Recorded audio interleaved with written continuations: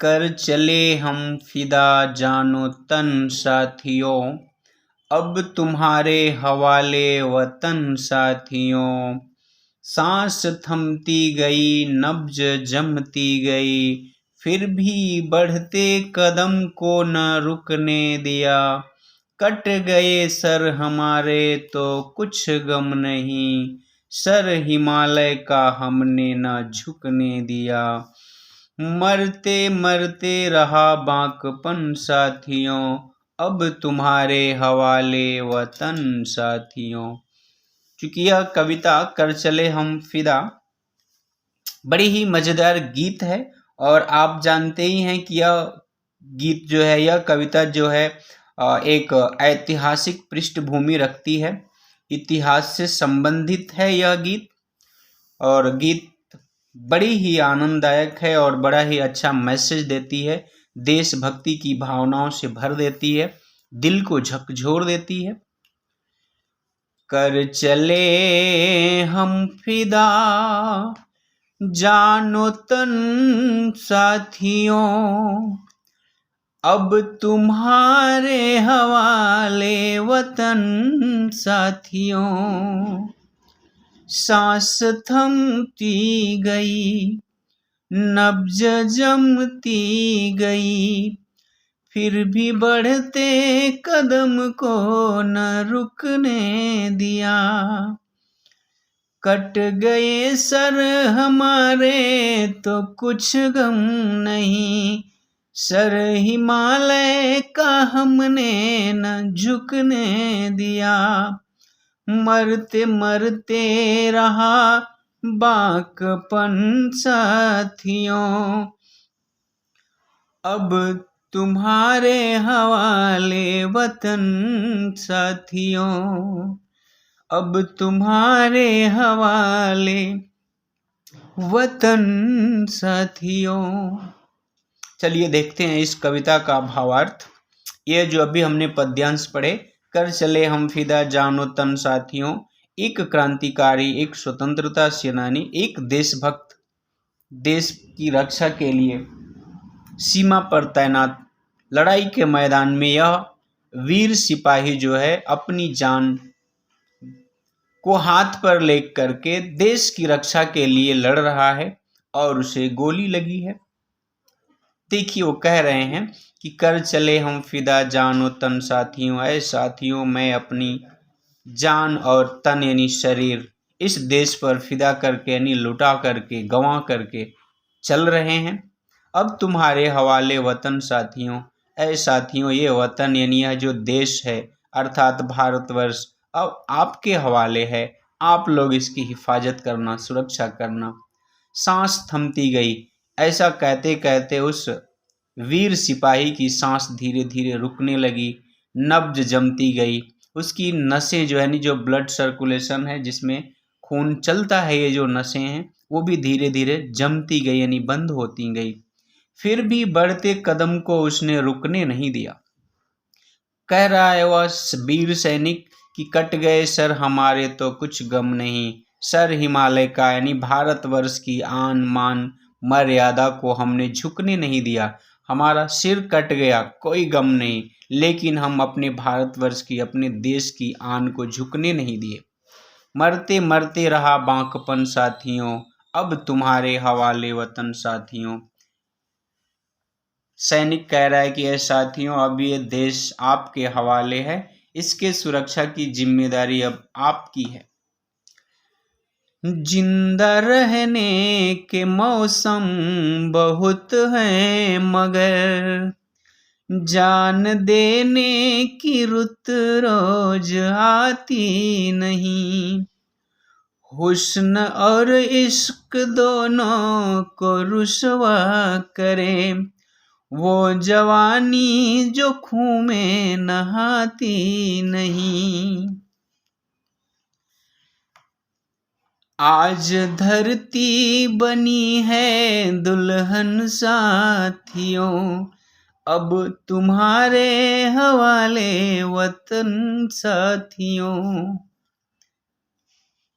देखिए बड़ी ही मार्मिक बात कवि ने यहाँ पे कहा है कि जिंदा रहने के मौसम तो बहुत आएंगे, यानी जिंदा रहने जीवित रहने के लिए मौका तो पूरा आता ही रहेगा, या अभी तक था ही। जान देने के लिए यानी अपनी जान देने के लिए इतना सुनहरा और अच्छा मौसम, मौका, चांस रोज रोज नहीं आता है। हुस्न और इश्क दोनों को रुस्वा करें कि हुस्न और इश्क अर्थात घर बार परिवार से जो लगाव है, जिस किसी से अगर आपका प्रेम है तो आप उसे भुला दो।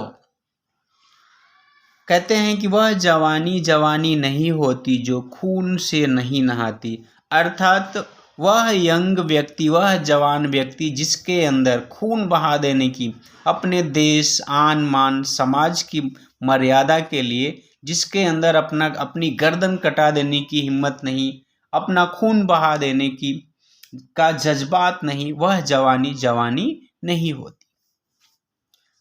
आज धरती बनी है दुल्हन साथियों, कवि कह रहे हैं कि ऐ साथियों, यह धरती आज दुल्हन बनी हुई है, अब तुम्हारे हवाले वतन साथियों। यह धरती अब तुम्हारे हवाले है, इसकी सुरक्षा करने की जिम्मेदारी अब तुम्हारी है। ध्यान दीजिए, यहाँ से बड़ा ही महत्वपूर्ण प्रश्न पूछा जाता है बोर्ड परीक्षा में कि कवि ने धरती को दुल्हन क्यों कहा है और किस प्रकार यह धरती दुल्हन के रूप में मानी गई है। तो कहा जाता है, देखिए, जिस प्रकार शादी होने के बाद दुल्हन की, यानी वह लड़की जिसकी शादी हो जाती है, तो शादी होने के बाद अब उसकी सुरक्षा की पूरी जिम्मेदारी उसके दूल्हे यानी पति की होती है।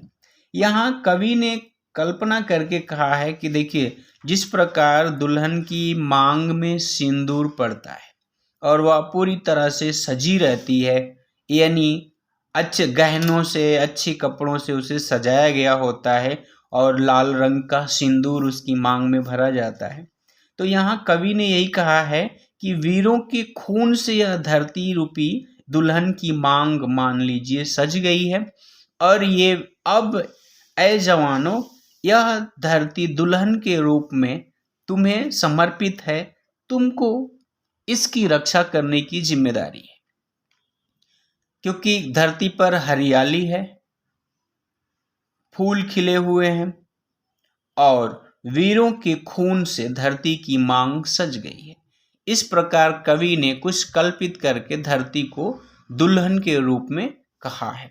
और अब कहते हैं कि भाई आपकी जिम्मेदारी है, यह वीर सपूत कहता है कि अब आप लोगों की जिम्मेदारी है, हम तो अपनी जान गंवा करके अब चल रहे हैं, इसकी सुरक्षा करना।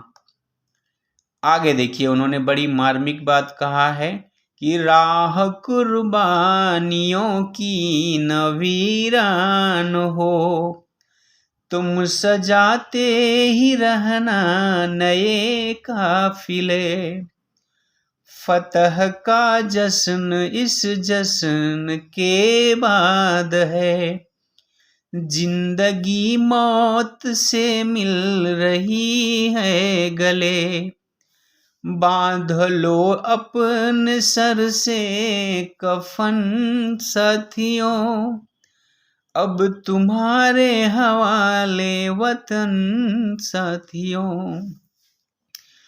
वीर सिपाही कह रहा है कि ऐ मित्रों, ऐ साथियों, ऐ दोस्तों, यह कुर्बानी का जो रास्ता है, यानी देश की आज़ादी के लिए, देश की रक्षा के लिए लड़ने के लिए जो लोग आ रहे हैं, इस वीरता के रास्ते को कभी वीरान मत होने देना, यानी खाली मत होने देना।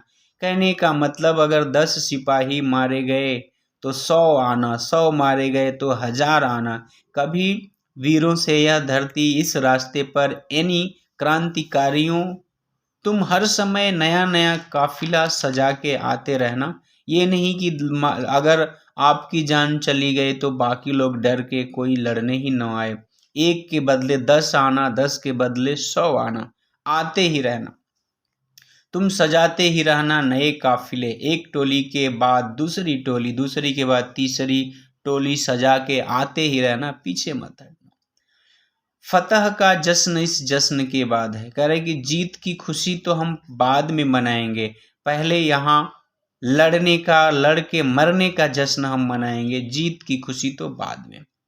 जिंदगी मौत से मिल रही है गले, कह रहे हैं यहाँ कि देखो यहाँ जिंदगी जो है मौत से गले मिल रही है, यानी हंसते हंसते लोग अपनी जान गंवा दे रहे हैं। बांध लो अपने सर से कफन साथियों, सर पे कफन बांधना मुहावरा है, यानी मृत्यु से न डरना, मृत्यु के लिए तैयार रहना। कवि कह रहे हैं कि भाई आप अपने सिर पे कफन बांध के आओ, यानी ये मत सोचना कि हम लड़ाई के मैदान में जा रहे हैं तो फिर जिंदा हम वापस आएंगे। यह सोच के आओ कि अब ये धरती तुम्हारे हवाले है।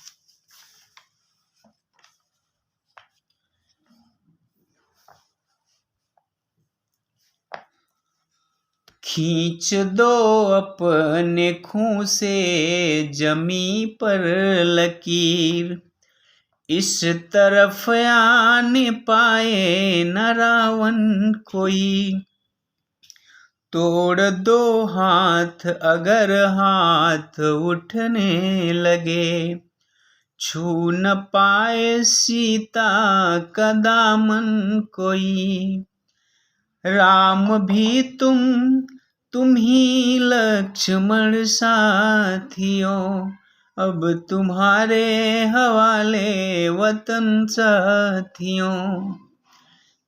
कवि कह रहे हैं देखिए यहाँ एक वीर सिपाही के रूप में कि तुम अपने खून से इस जमीन पर, इस धरती पर ऐसी लकीर यानी ऐसी रेखा खींच दो, यानी तुम अपनी वीरता से लोगों यानी दुश्मनों के दिल में, पड़ोसी देश जो हमारे ऊपर बुरी दृष्टि रखते हैं, अपनी पराक्रम दिखा करके, अपनी वीरता दिखा करके उनके दिल में तुम दहशत रूपी ऐसी रेखा खींच दो कि वह इस तरफ यानी भारत की सीमा में रावण रूपी यानी कोई बुरी दृष्टि वाला व्यक्ति आने न पाए, अर्थात दुश्मन देश कभी हमारे ऊपर आक्रमण करने की बात ना सोचे। अपने पराक्रम से ऐसी दहशत फैला दो।